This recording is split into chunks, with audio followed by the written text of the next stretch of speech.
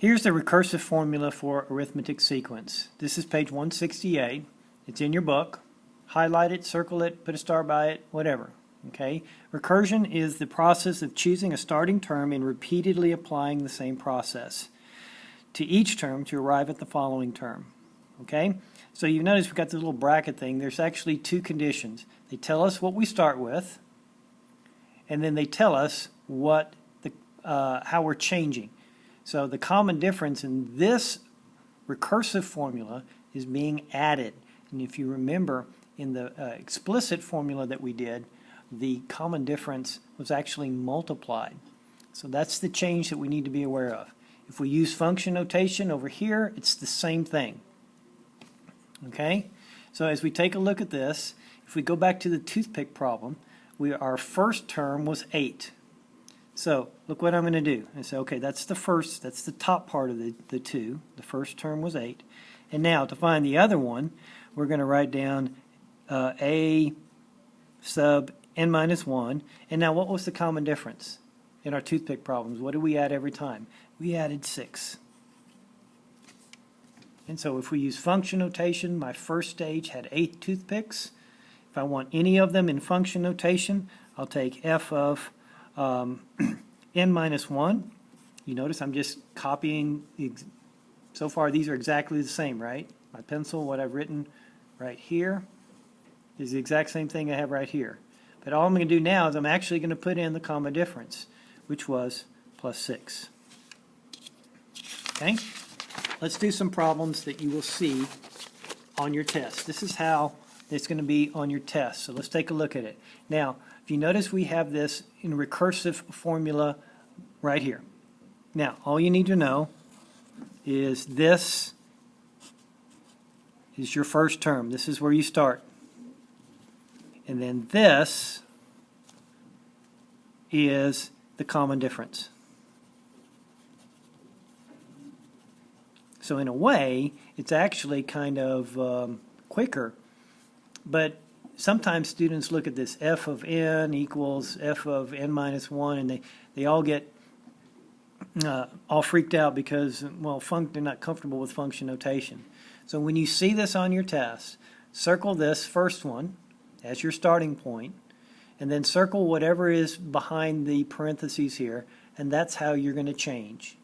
All right? So can we do the first 5 of this? I hope so. The first one is 1/2.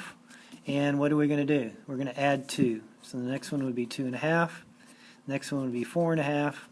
Next one would be 6.5. And 8.5. Okay? So write the explicit formula for the sequence using function notation. Okay? So as we take a look at this formula, let's go ahead and use function notation. Function notation, we're going to start with 1/2, and we're going to add, what, n minus 1, and what's my common difference? Common difference of 2. So if I clean this thing up, distribute, I get 2n minus 2, and then plus a 1/2. So if I go ahead and say 1/2 minus 2, I get a function that looks like this. 2n minus 1/2, or 1.5. Right? So how can we check it? Put that in your calculator and see if the first number is 1/2, see if the second number is 2.5, and the third term is 4.5, and so on. Okay? So let's look at number 8.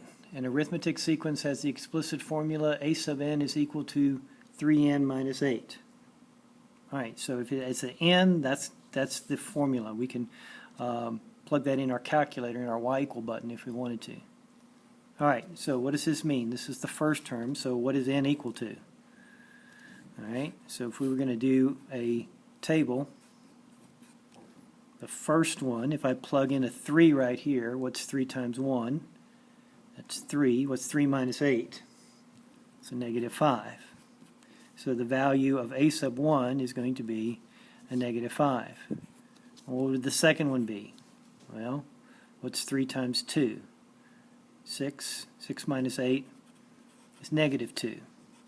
So this right here is going to be a negative 2. So can we now, because we have a table, can we find the common difference? What's my common difference happening right here? It's changing by 3. So my common difference is a positive 3. So now, if we know the common difference, can we put these two things together to write a formula for the sequence using the recursive formula? All right, remember the recursive formula is going to look like this, right?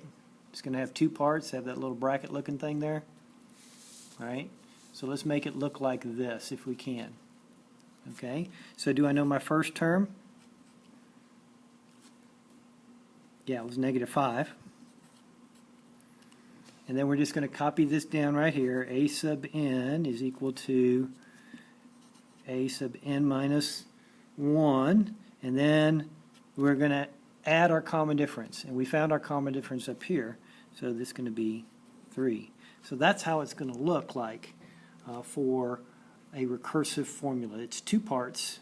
First term is mentioned, and then you do the a sub n equals a sub n minus 1, and then add your common difference, whatever that is. Okay? We'll do some more practice in class.